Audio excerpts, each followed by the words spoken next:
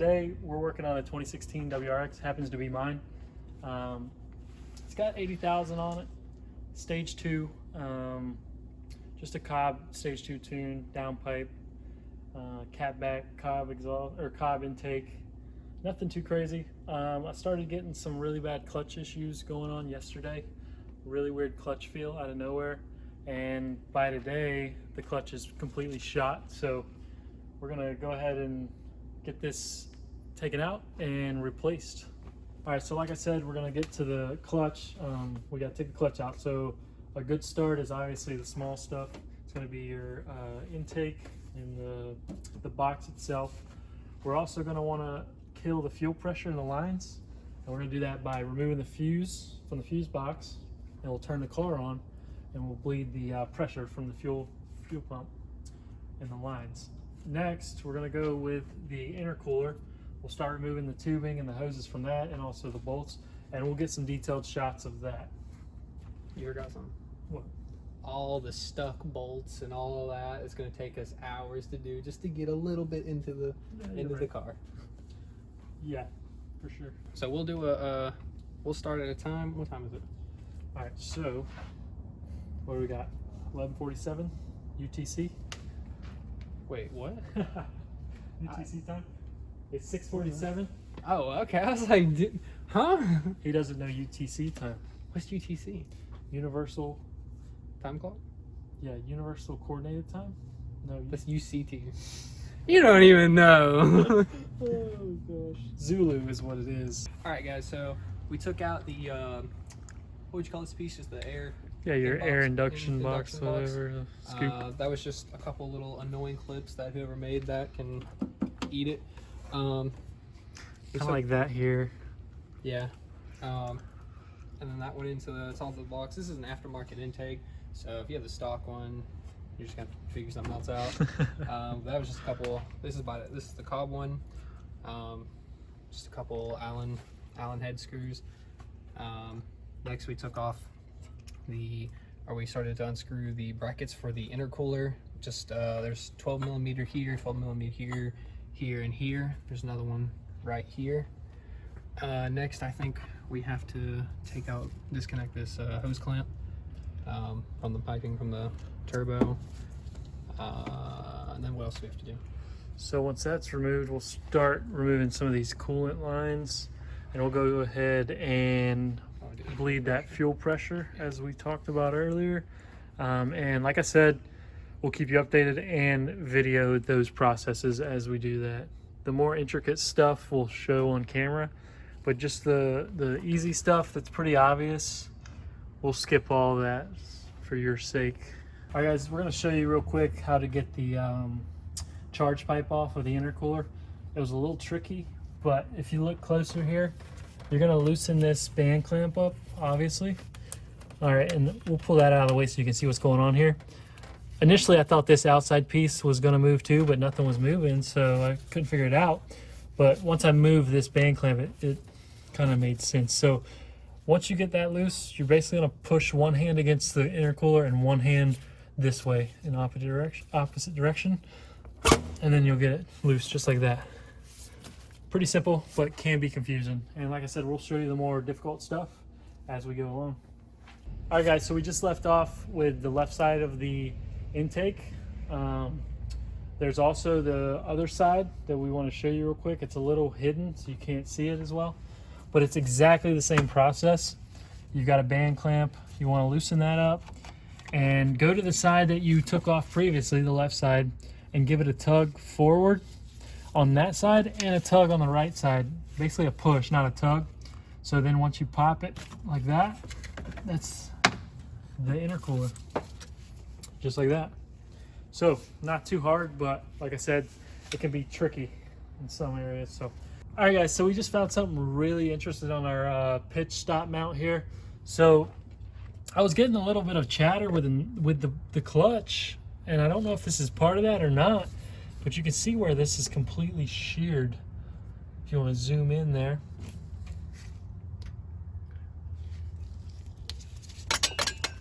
So that's not good.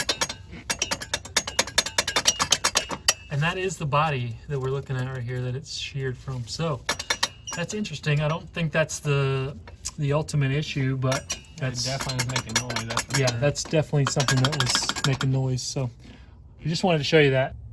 All right, guys, we're gonna take a break right now. Gonna get some chicken, maybe Some a good chicken. chicken sandwich. Popeyes chicken. Shout out to Popeyes. They're a sponsor for this video. Oh yeah, We love Popeyes. yeah. They should be a sponsor for this video. That's what we meant. But yeah, so we'll see you guys in a little bit.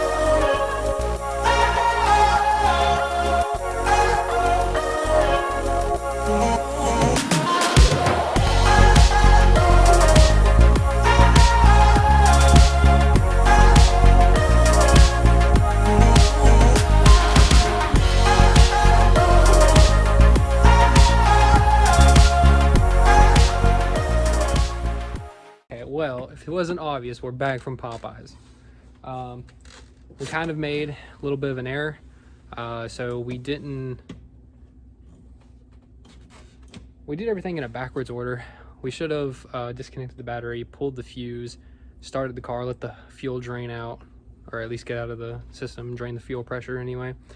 So now what we're doing is we're basically just putting on the intercooler back on, connecting all the piping. We put the battery back on. We didn't tighten everything back down just because we need it just to work for a second. So we're gonna get that and get the fuel drained out and see y'all in a little bit. So we're about to start it up. He's turning on his Cobb tuner to check for fuel pressure. Okay, so you don't hear the fuel pump. Turn on. Change monitor. And I'm gonna look for fuel pressure. Fuel pressure. Okay, 27 pounds in the line. Now we're gonna put this thing in neutral. Oh, the battery. So you need to put the battery, Okay. pick it up a little bit better. There we go. All right, like I said, car's dead. There's no fuel in the lines. Now we can fuel Now we can pull the fuel rail lines. and the lines. And we'll be back with you. So we're about to disconnect the fuel lines. So we let the car die, as y'all saw, and now we're gonna go ahead and disconnect these. Now, you probably will still have a little bit of fuel in there, but nothing like you would if 27 there was still, pounds. yeah.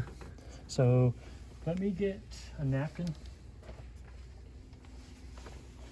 And we'll just put it right here. Close your eyes. Wow, look at there, nothing actually. Okay. A little bit. So now we'll just pull this back out of the way and set her in there somewhere like that. That's a great smell. Fuel. Yeah. Actually, don't mind the Oh, smell. there's a little Oh, bit. here it comes. A little bit of fuel.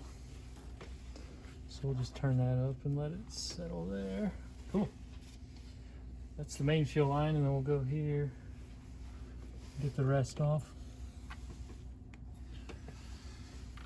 So this has got a couple of clips here. What do we got? Pliers? Right here. There you go.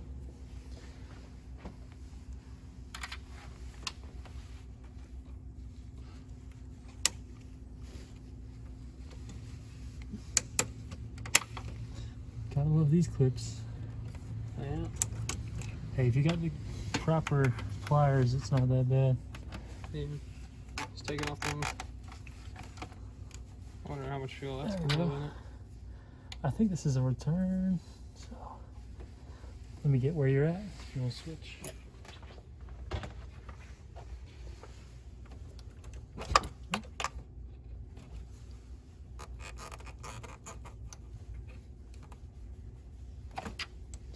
Okay.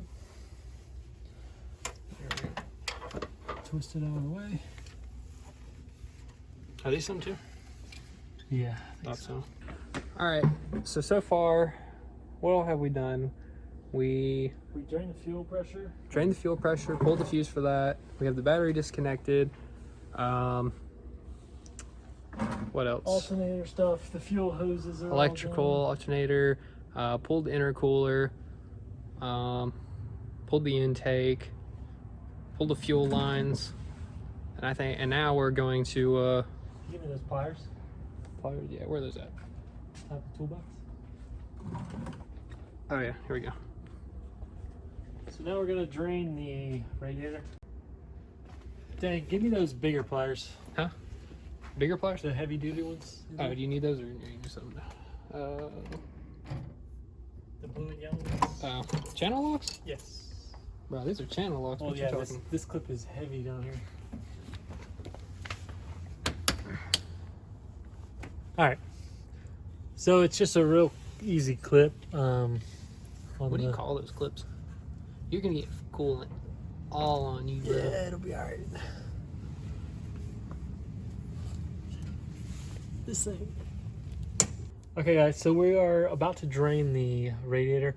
But a good tip for these radiator hoses, like big hoses and stuff, especially on a car that's got quite a bit of miles on it, stuff seized up a little bit, especially the rubber hoses.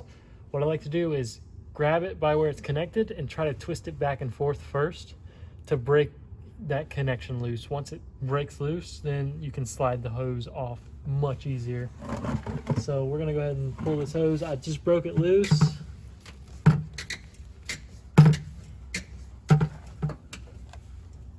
Still extremely tight, but it's coming loose, so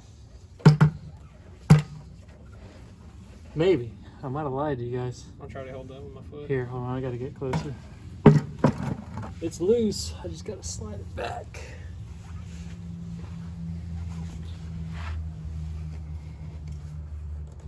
Alright.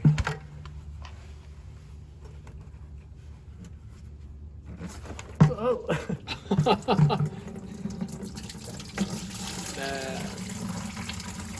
Running down my arms. You got some weird looking coolant. That's cool. Wait. Yeah, it really is. It's pretty cool. Pun. Yeah, no. Hopefully it's not cancerous. I'm gonna go wash my hands because that's it. It's all over me.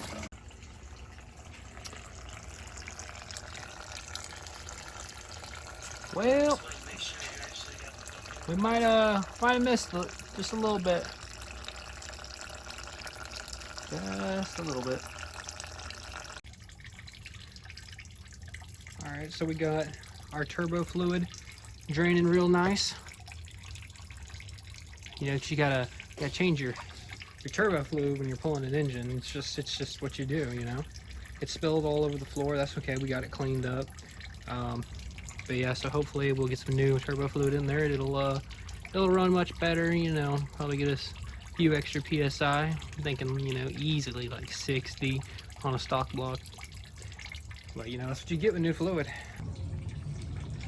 All right, guys. Well, you know, this is starting to die down just a little bit. All of our turbo fluid just about drained out, as you can see. That was perfect. Yeah. Speaking of insane. All right, guys. So we had a little bit of a mishap. We didn't quite have our bucket aligned with our coolant hose. Turbo fluid. So turbo fluid went everywhere on the floor. We just got that cleaned up. We're totally joking, by the way. It's coolant fluid, so don't act like we don't know what we're talking about. About some stuff we might not know what we're talking about, but obviously it's coolant. So we got that situated. We got our radiator top hose, radiator bottom hose off, and now I'm gonna go ahead and get the serpentine belt off. It's super easy. You just stick a, what is this, 14 millimeter? 14 millimeter on the tensioner, Which is the middle one basically. right there. So it's this guy here. And now you're gonna want to switch your wrench into the tightening position, and you're gonna put pressure on it, and then your belt should come off very easily. That's like the easiest thing we've done yet.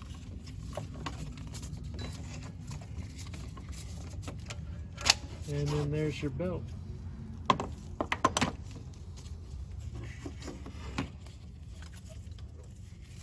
Well, maybe. If we get it off.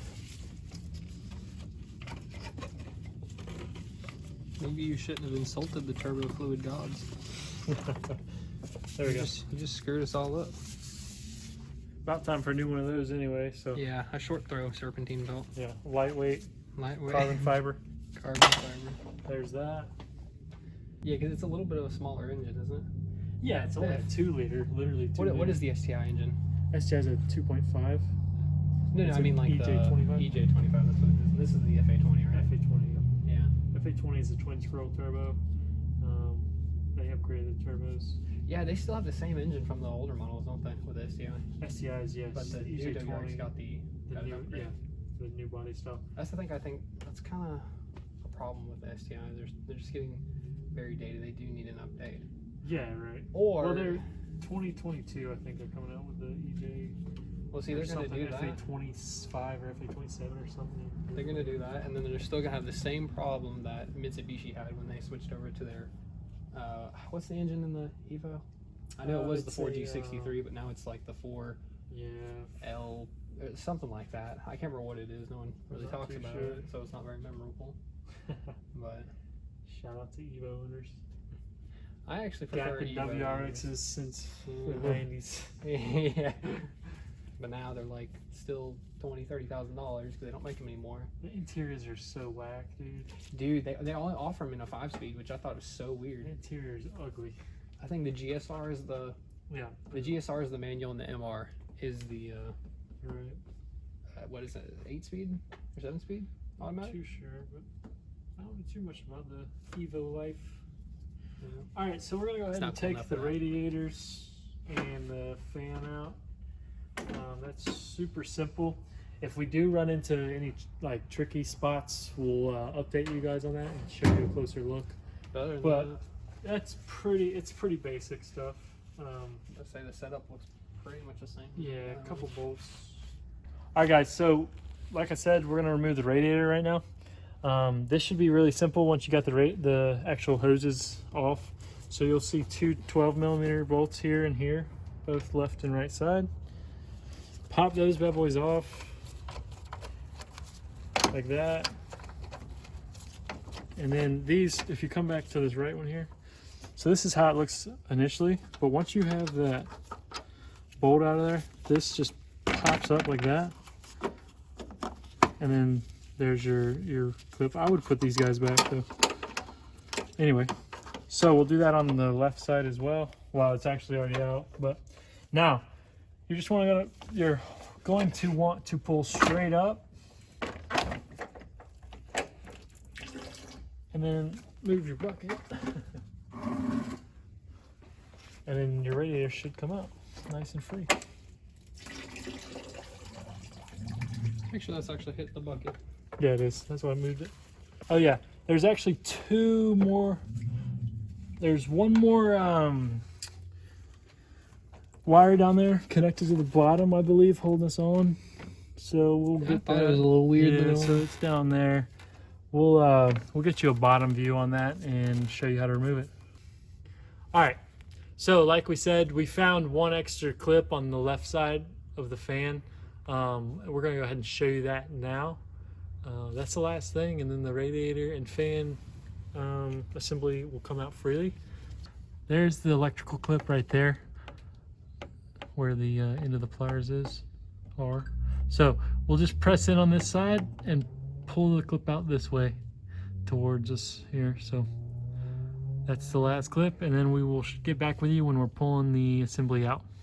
All right, so as you just saw, we got the bottom clip out, and now we'll just show you exactly what you got to do as far as pulling the whole assembly out.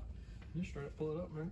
Yeah, so once you get everything loose, you'll feel a little bit of pressure because it's sitting down in these clamps. Oh, the bucket. But yeah, you'll have a little more drain out. You're good now. I gotta lean back. So just watch your drainage. But yeah, straight up, and then you're out. Now if you'll bring that bucket around.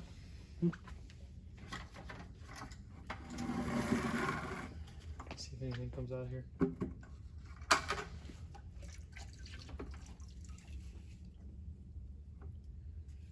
Not really. No, hold on. All of it freaking, all that turbo fluid drained out. Yeah. I don't know, I just like calling it turbo fluid now. It's kind of funny. Damn, look at all the room now. Yeah, for real. Check all that out. You can fit like at least 6 Turbskis. So much room for activities. All right, guys. So, last step for today for us, we're gonna go ahead and show you for this video. We're gonna go ahead and show you the AC compressor. So that'll be next.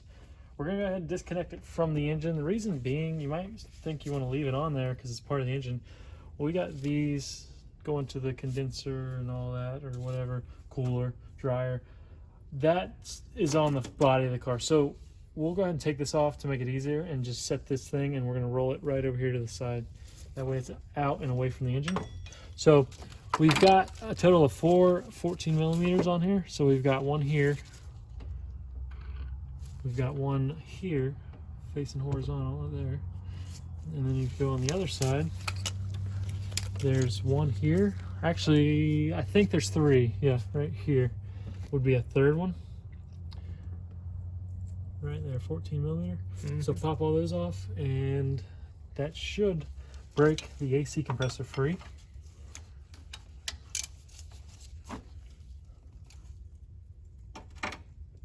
Can he do it? Can he do it?